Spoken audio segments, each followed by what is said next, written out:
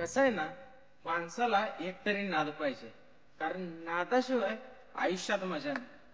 आणि आमच्यात तर रक्तातच नाद आहे बैलाचा.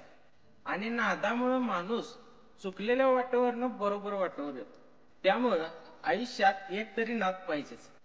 नमस्कार मंडळी, मी दत्तगुरु तुमचं स्वागत करतो आपल्या नवीन एका व्लॉगमध्ये. मित्रांनो, आज आपण जाणार आहे माझ्या भावाचं खोंड पावायला शर्यतीसाठी. चला तर जाऊया शर्यतीसाठी. आम्ही बाहेर पडलो मैदानला जायला. बाहेरचं वातावरण म्हणजे एक नंबर होत.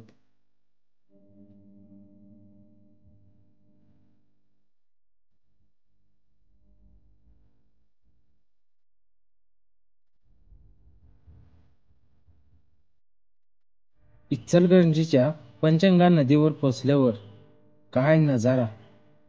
बारक्या पुलाला पाणी घासून चाललेलं आणि पाणी पात्राच्या बाहेर पडलेलं. मग पट्ट्यावर गेल्यावर काय, पब्लिक ढीक आणि एकापेक्षा एक इरसाल खोंड आलती. कुणाचा नंबर येईल काय सांगता येत नव्हतं. पण कसं आहे ना, हारणं जिंकणं हे तर नंतरचा परिणाम आहे. पण प्रयत्न करत राहणं हे आपलं काम आहे. कसं आहे, आज आपण हरलो तर उद्या पण हरणार असं नाही. आणि समोरचा आज जिंकला म्हणून उद्या तोच जिंकणार असं पण नाही. त्यामुळं प्रयत्न करत राहावा. परिणाम काय होईल याचा विचार करून प्रत्येकाचा दिवस येतो, एवढं लक्षात ठेवा.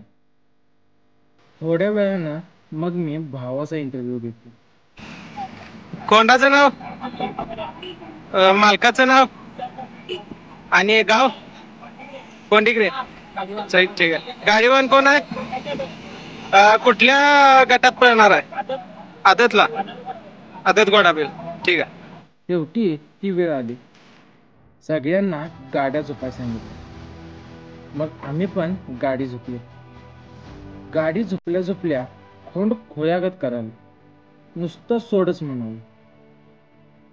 सगळ्या गाड्या सुटल्या, पण आमच्या फाकड्याची गाडी शेवटला सुटली 11 नंबरला.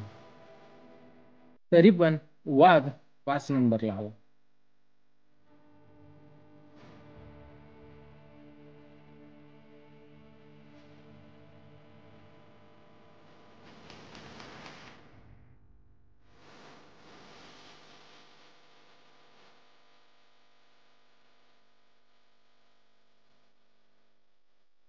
माझा हा व्हिडिओ आवडला असेल तर नक्की लाईक करा, शेअर करा आणि चॅनलला सबस्क्राईब करा विसरू नका.